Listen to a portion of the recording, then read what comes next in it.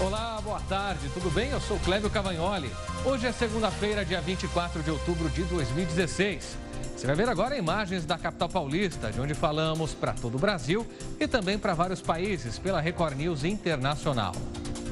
Boa tarde, tudo bem? Eu sou a Marcela Raal. Estudantes de diversas cidades do país fazem nesta segunda-feira o Dia Nacional em Defesa da Educação, já que hoje começa a ser votada na Câmara dos Deputados a proposta de emenda à Constituição a 241, a PEC dos gastos públicos. Estudantes ligados à UNE e também a outras organizações preparam uma série de ações em universidades e escolas.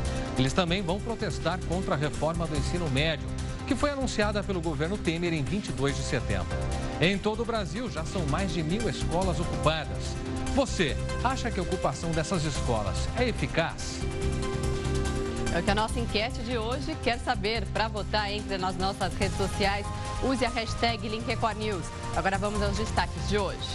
Ex-ministro Antônio Palocci é indiciado por corrupção passiva pela Polícia Federal.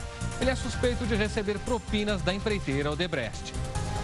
5 dias depois de ser preso na Operação Lava Jato, o ex-presidente da Câmara, Eduardo Cunha, pede liberdade e advogados não descartam delação. Influência em casa. Pesquisa aponta que 7 em cada 10 pais querem que os filhos tenham uma profissão diferente da deles. Divida a sua opinião com a gente, participe do nosso jornal, porque começa agora a segunda edição do Link Record News.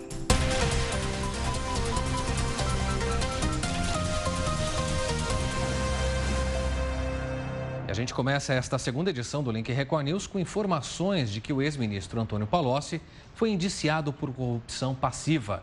O indiciamento ocorre em meio à investigação da 35ª fase da Operação Lava Jato. Pois é, também foram indiciados Juscelino Antônio Dourado e Branislav Kuntic, que trabalharam com Palocci, João Cerqueira de Santana Filho e Mônica Regina Cunha Moura, publicitários, Marcelo Odebrecht, ex-presidente da Odebrecht, e Benedito Barbosa da Silva Júnior, que trabalhou na empresa.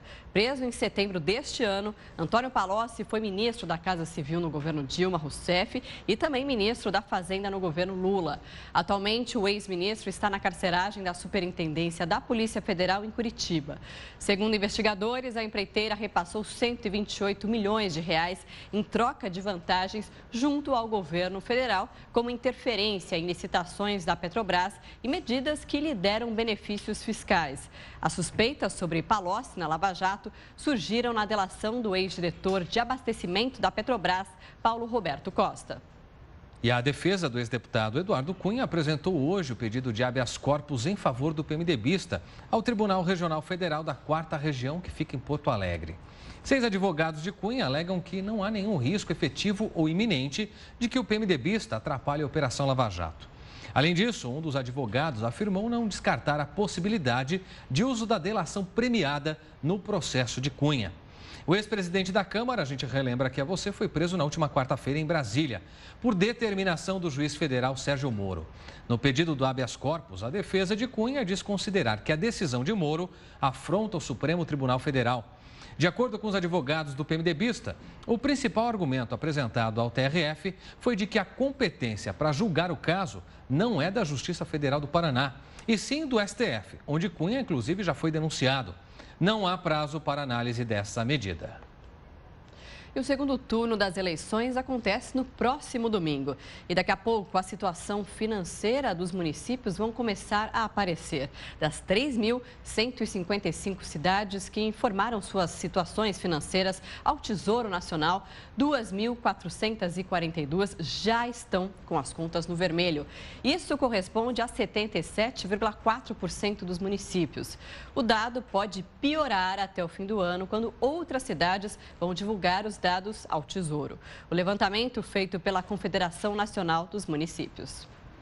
E a proposta de emenda constitucional dos gastos públicos deve ser votada entre hoje e amanhã em segundo turno na Câmara dos Deputados. E a repórter Vanessa Lima tem mais informações direto de Brasília com você, Vanessa. Olá, pessoal do Link Record News. O governo quer aumentar o placar neste segundo turno e passar uma imagem de força ao mercado financeiro. No primeiro turno, a PEC foi aprovada por 366 votos contra 111. A PEC estabelece que nos próximos 20 anos, o aumento das despesas dos poderes executivo, legislativo e judiciário fique limitado à inflação do ano anterior. Mas neste momento em que tenta uma margem de votos mais folgada, o governo está de olho no movimento dos deputados do PSB. A previsão dentro do partido é de que 12 deputados votem contra a PEC, 2 a mais em relação à primeira votação. Voltamos ao estúdio da Record News.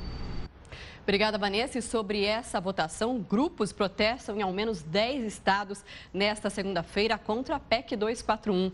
Entre os manifestantes, há servidores, professores universitários e estudantes.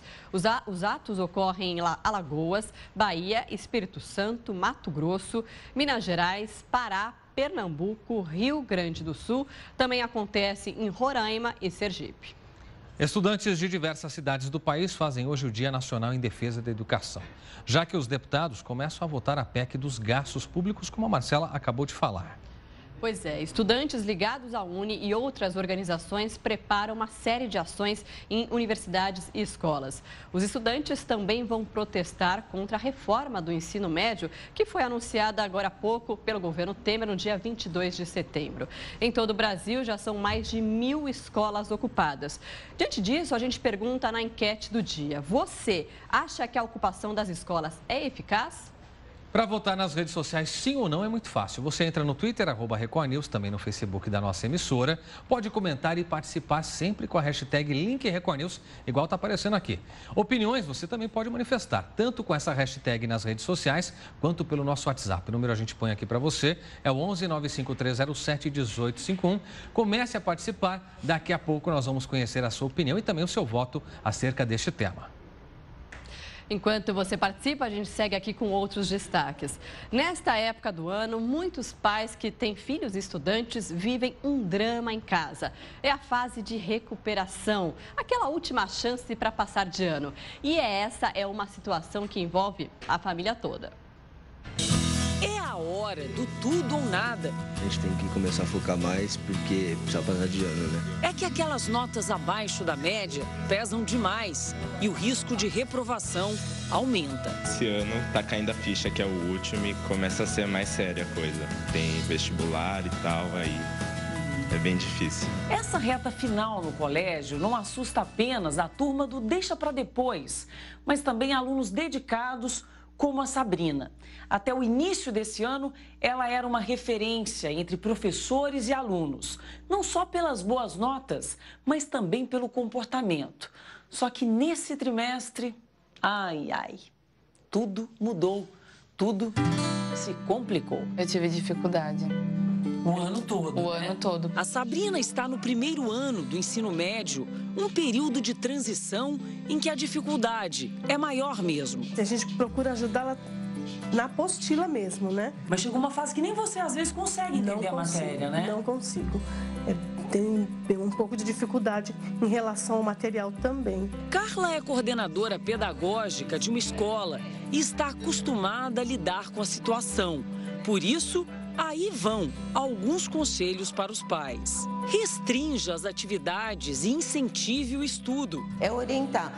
Você vai ter que deixar um pouco, né, outras coisas de lado, celular, e vamos se concentrar em estudar, nem que seja 1 hora. Procure a ajuda de quem domina a matéria. Dá para a gente colocar um amigo que ele tem afinidade, que entende da matéria para dar um suporte para ele? Dá, né? Dá para ele ir num professor particular que vai dar um atendimento individualizado naquele momento para o aluno? Também. E não adianta brigar. Nesse momento eu acho que a gente tem que ser mais pontual e entender a emergência da situação, né? Então não adianta a gente ficar ameaçando, primeiro que é uma pressão a mais na situação que ele já está. Muitos desses conselhos estão sendo seguidos na casa da Sabrina e o resultado esperado não poderia ser outro. Vai dar certo, Sabrina? Vai dar certo. A gente mostra para você agora um flagrante de desrespeito. Uma mãe tentou entrar no ônibus com a filha que tem paralisia cerebral e também é cadeirante, mas não conseguiu. O problema foram os passageiros. Eles simplesmente não deixaram a mulher usar o elevador que dá acesso ao interior do ônibus. Bastante nervosa, a mulher gritava para que o motorista abrisse a porta do ônibus. Quem não é cadeirante não tem direito, mas eu tenho direito, que é a lei municipal. Então abre aí, eu vou entrar. O flagrante aconteceu neste ponto de ônibus. Renata tentava entrar com a filha, que é cadeirante, neste micro-ônibus adaptado. O veículo estava cheio. Tinha gente sentada nos degraus, bem na porta de acesso às cadeiras de rodas. Indignada, ela queria que as pessoas abrissem espaço. Senhora, licença, é lei municipal. Eu tenho que subir ali, é lei municipal também. É lei municipal, tem que ser cumprida. Esse dia daqui é meu, esse espaço é meu, eu tenho que entrar aqui. O motorista só desceu do ônibus quando percebeu a presença da nossa equipe. Ele entra pela porta de acesso a pessoas com deficiência e tenta ligar o elevador sem sucesso. Eu já vivo isso há muito tempo, não é a primeira vez. Tem um processo contra a empresa, entendeu? Porque eles acham que a gente tem que ser excluído da sociedade. A gente não pode ir numa praia, a gente não pode ir em lugar nenhum. Cheia de revolta por ter o direito da filha negado, ela desabafa. Todo mundo quer ocupar o espaço do cadeirante, mas ninguém quer cortar duas pernas fora e arrancar. Que absurdo. E olha, a Secretaria de Mobilidade Urbana de Salvador, que é responsável por esse veículo, disse que vai abrir um processo administrativo de acordo com as imagens da Rede Record. E agora vamos falar de economia, porque o mercado financeiro prevê um cenário de menos inflação neste ano e também em 2017, mas estima uma queda maior do PIB em 2016 e crescimento menor no próximo ano. As expectativas foram coletadas pelo Banco Central por meio do relatório Focus. Mais de 100 instituições financeiras foram ouvidas. E a estimativa do mercado para o IPCA deste ano recuou de 7,01% para 6,89% na semana passada. Foi a sexta queda seguida do indicador. Mesmo assim, permanece acima do teto de 6,5% do sistema de metas e bem distante do objetivo central de 4,5% fixado para 2016. Para o ano que vem, a estimativa do mercado financeiro para a inflação recuou de 5,04% para 5%. E apesar da redução dos combustíveis anunciada pela Petrobras na última sexta-feira, os preços de gasolina e também do diesel subiram no Brasil na última semana. Isso de acordo com dados da Agência Nacional do Petróleo. Segundo o órgão regulador, o preço médio do litro da gasolina no Brasil subiu de R$ 3,65 entre os dias 9 e 15 de outubro para R$ 3,67 de 16 a 22 de outubro. Um aumento de 0,4% nas duas últimas semanas. No caso do diesel, o preço permaneceu estável na casa dos R$ 3. Na sexta-feira passada, a Petrobras anunciou a redução do diesel em 2,7% e da gasolina em 3,2% na refinaria a partir do dia 15 de outubro. Se essa queda fosse repassada ao consumidor pelos revendedores, o recuo no preço final poderia chegar a 1,4% para a gasolina e 2,7% no diesel, em média por litro no Brasil. Agora tem uma boa notícia que tem relação com alimentos. Isso porque o feijão voltou com tudo para o prato do brasileiro, não? Pois é, quem adora aquele arroz com feijão, essa é uma boa hora, viu? Porque com a boa safra e o estoque cheio nos supermercados, o preço caiu pela metade. Tava de doer no bolso, tanto que ficou mais ralo no prato. Eu ponhava mais álcool que era para poder aumentar o feijão. Não é que a receita deu certo? O preço do feijão está diminuindo, de acordo com a Associação Paulista de Supermercados. Resultado principalmente do estoque parado nas prateleiras e da safra de setembro, explica o economista. Por conta da retração da demanda dos últimos meses, alguns atacadistas conseguiram estocar o produto, além da safra que veio em setembro, que foi uma safra boa aqui no estado de São Paulo. certamente isso contribuiu bastante para a última semana aqui. De acordo com o Procon São Paulo, a variação foi de mais de 100% no preço do feijão em 2016. Para se ter uma ideia, do final do ano passado até setembro deste ano, o pacote passou de R$ 4,31 em média para R$ 9,22. Estava desesperador, né? A gente fica preocupado com o orçamento doméstico, né? Já dá para voltar a colocar feijão no carrinho. Em alguns estados, o valor do pacote caiu pela metade do preço. Nesse supermercado em São Paulo, o quilo do feijão em setembro custava R$ 7,99. Agora, já está R$ 3,00 mais barato. Foram 3 baixas de preços em apenas uma semana. O importante é cotar e aguardar para ver se vai haver ou não baixa. Foi o caso que aconteceu, houve baixa. Hoje já não é mais piada o feijão, né? O consumidor já pode chegar e falar que ele compra, porque quando ele vira até assusta. Tem cliente até que ele fala, pô, é esse preço mesmo? Tem certeza? Neste outro supermercado, o tipo 1 é vendido a R$ 4,87 e o 2 a R$ 3,98. Mas essa queda tão acentuada nos preços do grão, segundo este economista, pode ser passageira. É importante que se diga que a oferta ainda está desequilibrada, é uma oferta escassa. Segundo a Pronab, que é um órgão oficial do governo responsável por essa aferição, você ainda tem um desnível entre oferta e demanda que provavelmente só vai se equilibrar quando da primeira safra, mais para o meio de 2017. Enquanto isso, o consumidor aproveita os preços baixos para matar a saudade do bom e tradicional feijãozinho carioca. Agora dá um alívio. Agora dá para comer mais feijão. Vai ter feijão tropeiro, viu? Com certeza. E toda segunda-feira tem Economia e Negócios com Fátima Turci a partir das 10 horas da noite aqui na Record News. Nesta semana tem um tema bem diferente, viu? Acompanhe. Olá, pessoal do Link Record News. Hoje, a partir das 10 horas da noite, nós temos um encontro marcado num programa sobre empreendedorismo com impacto social. Você não pode perder. Muito bem, é hoje à noite, então, aqui na Record News. E olha, começou a valer em todo o país a nova lei que pune motorista que abusa do volume do som.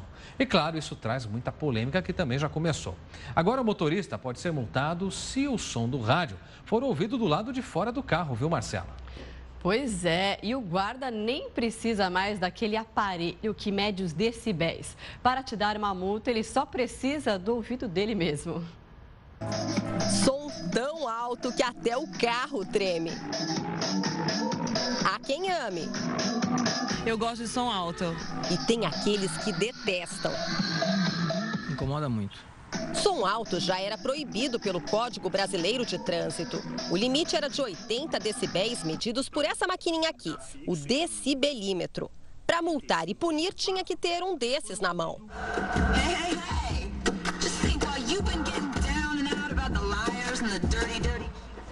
Mas agora tudo mudou. O agente de trânsito só precisa fazer algo bem simples: escutar. Sabe aquele motorista que entra no carro, liga o som, baixa o vidro? Pois é, se ele for ouvido e visto por aí, vai levar 5 pontos na carteira e multa R$ 127,69. Em novembro, o valor vai aumentar. Serão R$ 195,23. A mudança entrou em vigor na semana passada, no dia 19 de outubro, e já causa polêmica entre os motoristas.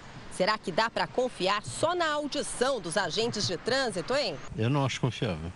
O som tá alto mesmo? Ou será que o agente de trânsito é que tem o ouvido sensível?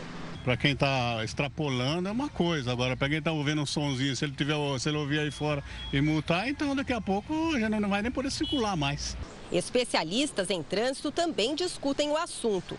Motorista multado com som alto, se quiser recorrer, terá que provar que não tirou a paz de ninguém. Antes, quem tinha que provar que ele estava com 80 decibéis era a administração pública, o Estado. Hoje, quem tem que provar que ele está com o som compatível é aquele que está, entre aspas, abusando do som. O diretor do Departamento Nacional de Trânsito explica quais são os critérios usados durante a fiscalização. Trata-se realmente de uma constatação que vai ser feita por um agente que tem uma presunção de legitimidade. Ele vai ter que fazer a correta identificação no auto de infração e deixar bem claro que isso é uma responsabilidade e um grande poder do agente fiscalizador, o qual é passível de um monitoramento, de um controle interno e externo.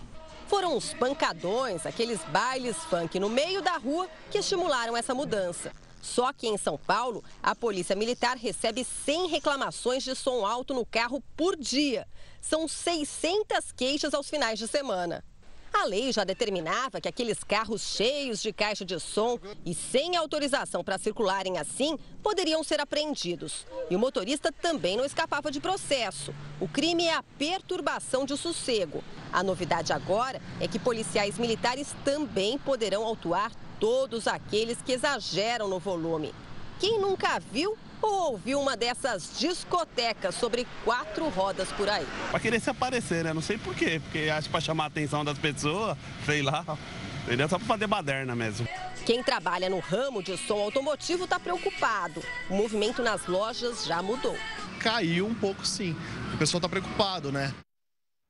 Muito bem, vamos agora saber como é que fica a previsão do tempo em todo o Brasil com a Lidiane Sayuri.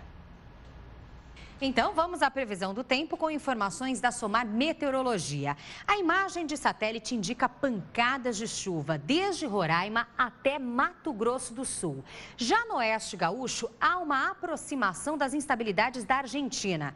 Em boa parte da região nordestina, Minas Gerais e Espírito Santo, o tempo é mais firme. Chove mais uma vez em grande parte do país, que vai desde a região norte até o sul do Brasil. Atenção especial para chuvas mais fortes e com volumes mais significativos no oeste gaúcho e do Pará até o Mato Grosso, pegando o meio de Tocantins. As pancadas de chuva também são fortes no estado de São Paulo, sul, zona da Mata Mineira e na Serra do Rio de Janeiro, onde inclusive há potencial para rajadas de vento e quedas de granizo. O céu é mais aberto e com risco para baixa umidade do ar do norte mineiro até o Ceará. Curitiba com pancadas de chuva e termômetros que marcam 27 graus à tarde. Vitória com tempo abafado e firme, máxima de 29. Brasília com temperatura de até 32 graus. Em Manaus faz calor de 36 e Cuiabá então calorão de 38. Nesta segunda-feira chove em forma de pancadas no fim da tarde na capital paulista. As temperaturas alcançam os 28 graus. Na terça-feira as temperaturas diminuem um pouco, com máxima prevista de 26 graus durante a tarde e mínima de 20 pela manhã. Mais uma vez, há previsão de chuva que se estende ao longo da noite. Clébio e Marcela. Isso aí, deve vir chuvinha então ainda hoje, né, Cleber? Pelo menos aqui na capital paulista. É bom se precaver, hein? Guarda-chuva, sempre uma capinha se possível e cuidado ao dirigir com as pistas escorregadias. Verdade. Bom, a gente fala agora de economia. O número de empresas inadimplentes voltou a crescer em setembro deste ano, após desacelerar por 2 meses seguidos, de acordo com o indicador calculado pelo SPC Brasil e pela Confederação Nacional de Dirigentes Lojistas. A alta foi de 12,20% na comparação com setembro de 2015. Além do aumento no número de empresas inadimplentes, houve também, portanto, uma outra questão aí muito séria, que é um crescimento justamente na quantidade de dívidas em atraso em nome de pessoas jurídicas. Para você ter uma ideia, 14,55% a mais em setembro, frente ao mesmo mês do ano passado. Portanto, mais da metade das empresas inadimplentes são estabelecimentos comerciais. O ramo de serviços aparece com a segunda maior participação, concentrando 34,53%. A região Nordeste lidera a alta dos atrasos em nome de pessoas jurídicas. Bom, tradicionalmente, quando as crianças falam em escolher uma profissão para o futuro, a decisão delas tem influência familiar. Às vezes sim, às vezes não, né? Mas na maioria das vezes isso acontece. Só que uma pesquisa agora aponta um quadro diferente, viu? A cada 10 pais, eles querem então que os filhos tenham uma profissão diferente da deles. Como mostra pra gente agora a reportagem então da nossa colega Ana Paula Neves. 6, 7 anos de idade, sabe qual é a pergunta que as crianças mais ouvem? O que eu vou ser quando eu crescer? Eu vou ser veterinária. As respostas geralmente têm a ver com admiração. Quem quer seguir a profissão do pai ou da mãe, levanta a mão. Deixa eu ver. Quase todo mundo. E você quer seguir a profissão de quem? Da minha mãe. Ela é dentista. Minha mãe é fisioterapeuta. E eu quero ser também. Eu quero seguir a profissão da minha mãe, que ela é maquiadora. Dr. Paulo é oftalmologista. Não fala em tradição profissional. Diz que a medicina é uma paixão que na família dele atravessa gerações. Tudo começou com meu avô, que era farmacêutico. Olha. Depois meu pai, que se formou médico e acabou fazendo oftalmologia. Depois disso eu fiz oftalmologia e meu filho também fez oftalmologia. Na minha área a gente tem alguns encantos, né? Na oftalmologia, por exemplo, eu devolver a visão a alguém, a visão é 80% de contato com o mundo exterior, me traz uma alegria muito grande. É assim no mundo artístico também. Cléo Pires seguiu os passos da mãe, a atriz Glória Pires. A cantora Vanessa herdou do pai, Zezé de Camargo, o talento como cantora. E o filho do Leonardo, Zé Felipe, tem dividido os palcos com o paizão por esse Brasil. Agora, uma curiosidade. Uma pesquisa recente aponta que 7 em cada 10 pais brasileiros não querem que os filhos sigam a mesma profissão que a deles. Seria o fim de uma tradição familiar no trabalho? Bom, é que esses pais entrevistados acreditam que se os filhos escolherem uma outra carreira, a chance de sucesso aumenta. Essa especialista aprofunda a discussão. Os pais que têm sucesso querem que os filhos continuem as suas carreiras. E os donos de grandes empresas, óbvio, eles vão ter uma carreira de continuidade dos negócios. A maior parte das pessoas não tiveram tanto sucesso assim nas suas carreiras. Sucesso profissional é a soma de realização e boa remuneração. Antigamente existiam menos opções de carreira, mas se a pessoa tem o dom e tem o esforço, porque ninguém tem sucesso sem esforço, elas conseguiam obter tudo aquilo que eles queriam durante a sua vida profissional. E hoje, com muito esforço, você consegue manter uma vida média.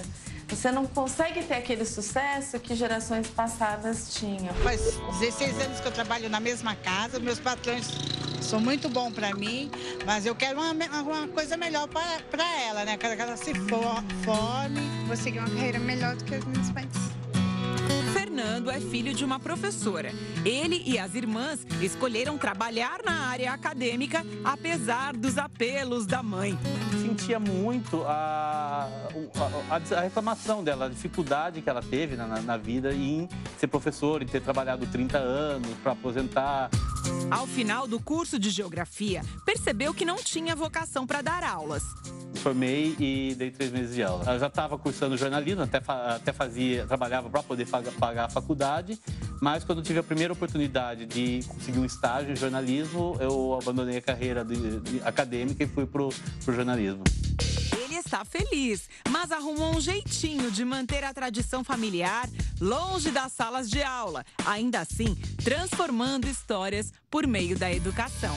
Depois de trabalhar em jornalismo e me sentir realizado, acho que a gente tem que ir atrás de sonhos e de novos desafios profissionais. Então, eu reuni um grupo, né, montei uma equipe e estou treinando um time de basquete agora, né, aqui da região de Santo Amaro. E estou fazendo faculdade também para, quem sabe, para frente ser um técnico aí e começar a treinar garotos aí para estarem futuramente numa seleção brasileira. Aí. Uau, então que venham as Olimpíadas, ó, passando a bola para Brasil. Você. Nesse parque temático em São Paulo, as crianças podem ser o que quiserem. Quais profissões que você já conheceu aqui? Bombeiros e cozinheiros. Tem até ambulância circulando pelo pedaço, com uma equipe médica bem competente. Você é médico? Sou.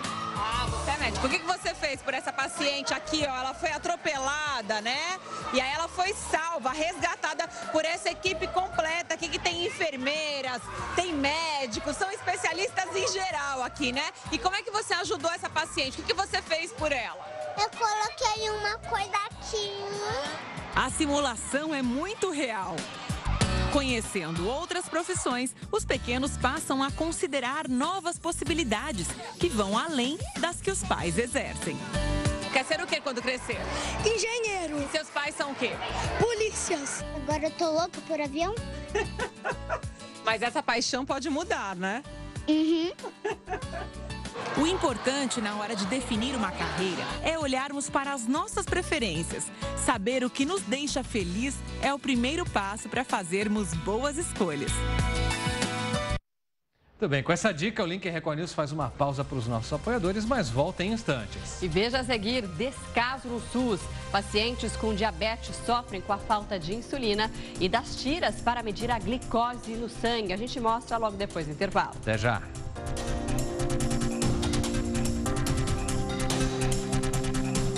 3h, mais 35 minutos, horário de Brasília. O Link Record News já está de volta ao vivo com mais informação para você. E de volta falando sobre um problema na saúde pública. Pacientes precisam de insulina. O medicamento está em falta no Sistema Único de Saúde. E não é só ele não, viu? Nos estoques de muitas farmácias públicas, não há tiras para medir a glicose no sangue, o que é essencial para controlar a diabetes. Olha na reportagem. Tudo que o Pedro come é registrado no aparelho. Ele conta a quantidade de carboidrato do alimento e libera a insulina no corpo do menino que é diabético. O que você sente quando falta insulina?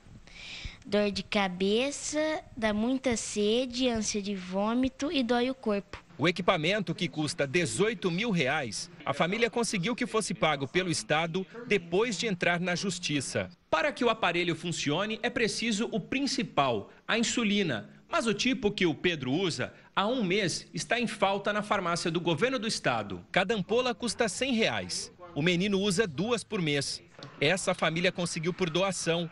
A mãe faz parte de um grupo onde pacientes de todo o país trocam informações sobre o medicamento. Quando você procura o governo do estado, qual a resposta? Que está em falta, que eles não têm previsão, que é para a gente aguardar. Lucinéia viajou 150 quilômetros atrás de insulina para o filho. Ela mora em Concórdia, no interior do Pará. Mas até na farmácia do estado, a medicação está em falta.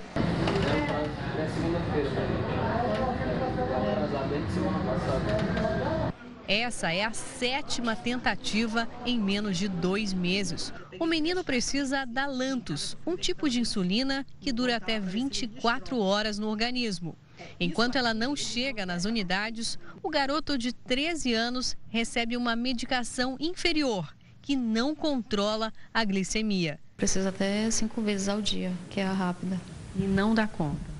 Não está dando, que no momento ele está sem a Lantus. Ele já está com insuficiência renal. Uma decisão da Justiça de abril desse ano obriga o Estado a fornecer medicamentos e todos os equipamentos necessários aos diabéticos. Mas a sentença não tem sido cumprida.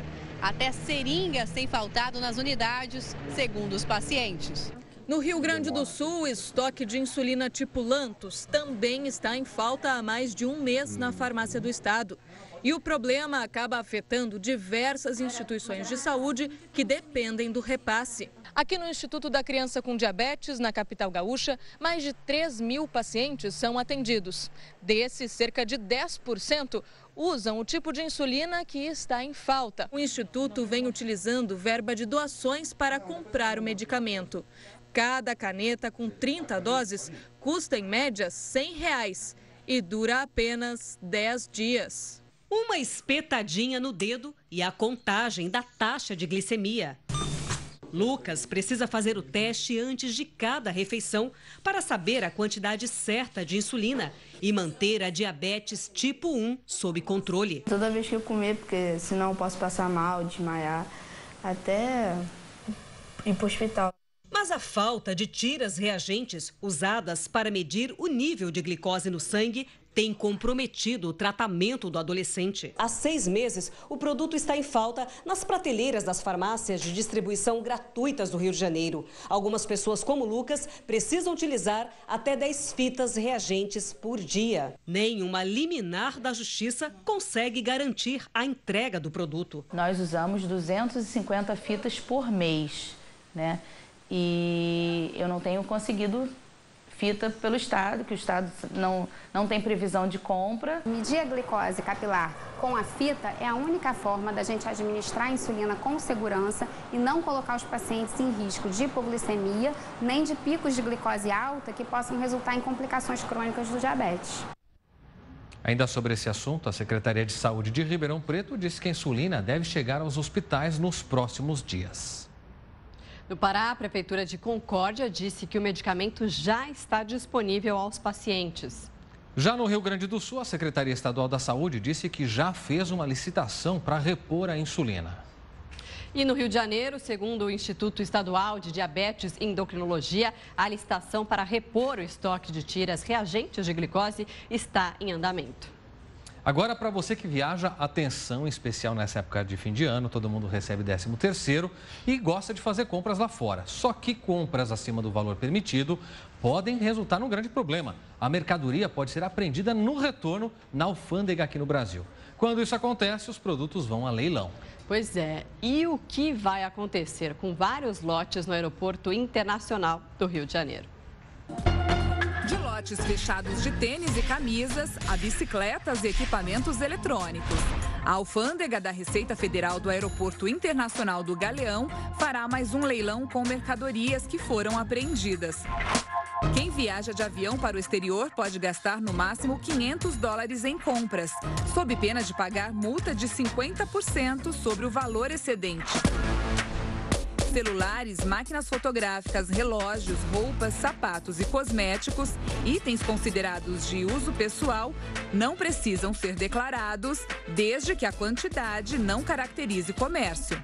No caso de apreensão durante a fiscalização na alfândega, o destino dos produtos pode ser o leilão. Dessa vez, as propostas de compra podem ser feitas pela internet, de 31 de outubro a 9 de novembro.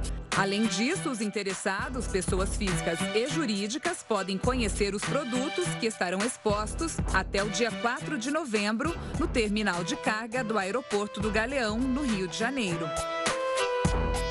Entre as mercadorias disponíveis, há lotes com centenas de produtos de informática por R$ 29.200. Também há produtos, digamos, mais acessíveis, como telefones celulares e câmeras portáteis por R$ 1.300. Há mercadorias de consumo restrito e valor bem menos acessível, como esta caixa de vinho pela bagatela de R$ 20 mil. Os 105 lotes de produtos oferecidos poderão render aos cofres públicos mais de R$ 10 milhões.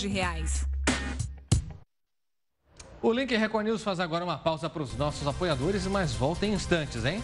E veja a seguir, cantor Gilberto Gil, de 74 anos, está internado em São Paulo. A gente mostra já já. Até já.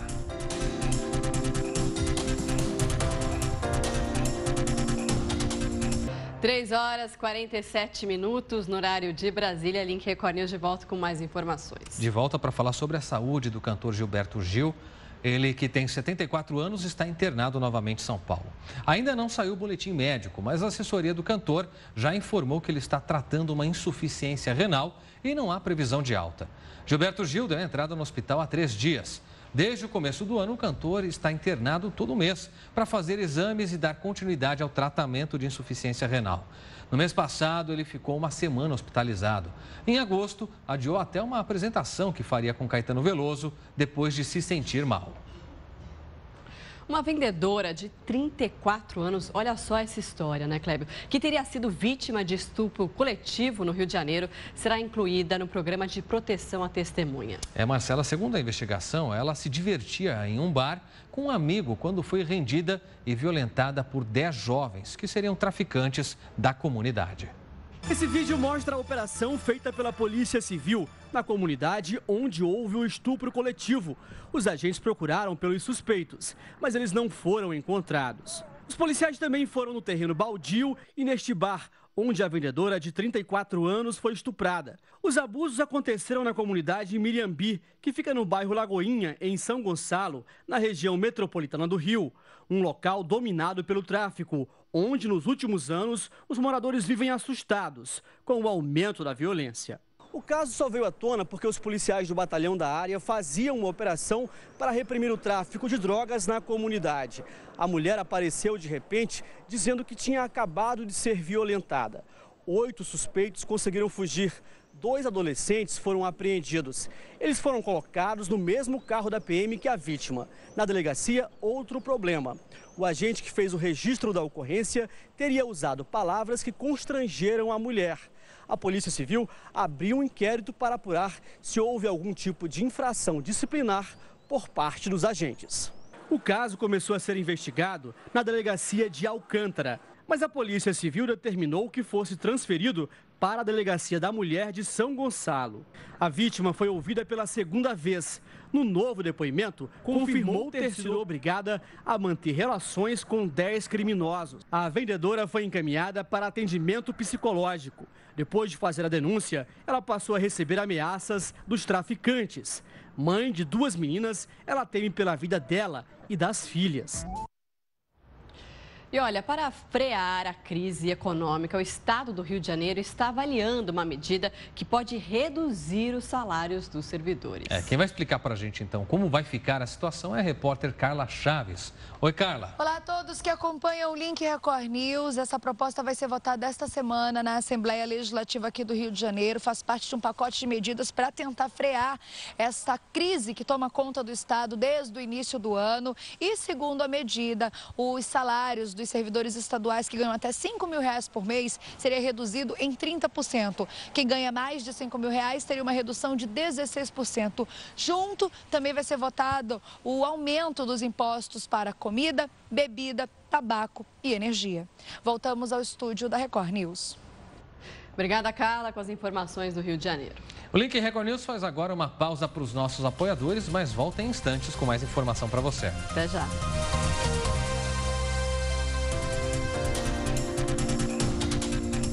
No 3 minutos para as 4 da tarde, no horário brasileiro de verão, estamos de volta com Link Record News e mais informações para você, inclusive a sua participação.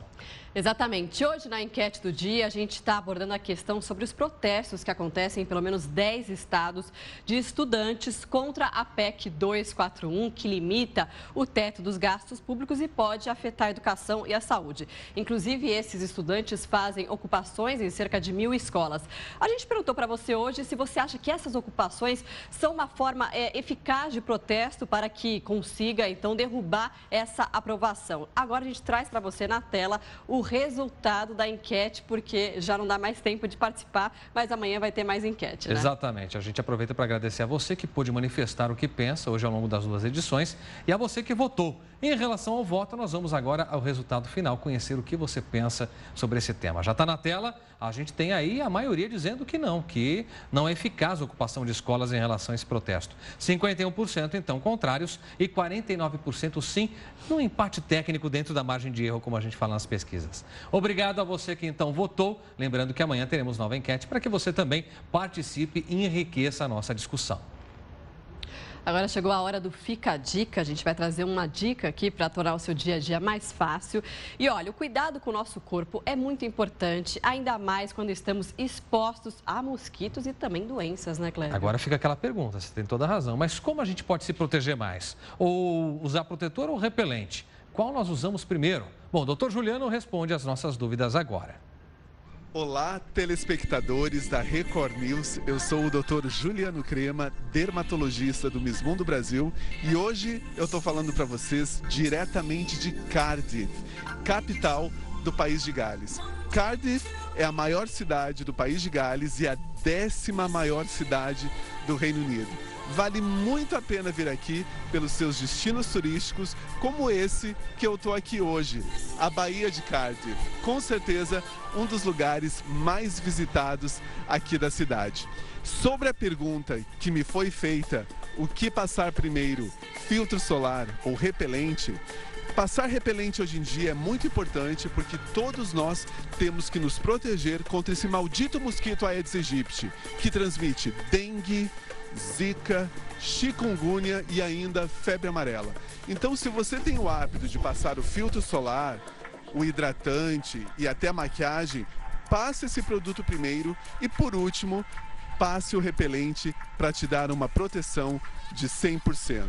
E agora eu deixo vocês com essas brilhantes imagens da nublada Cardiff, no país de Gales.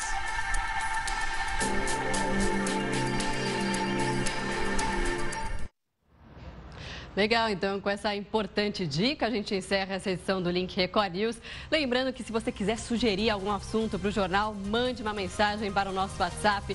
Participe também nas nossas redes sociais.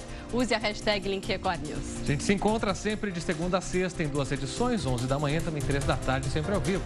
Fique agora com o Pet Channel, mas siga participando e acompanhando tudo o que acontece aqui pelas redes sociais. Até amanhã, Record News, informação para você crescer. Tchau, tchau.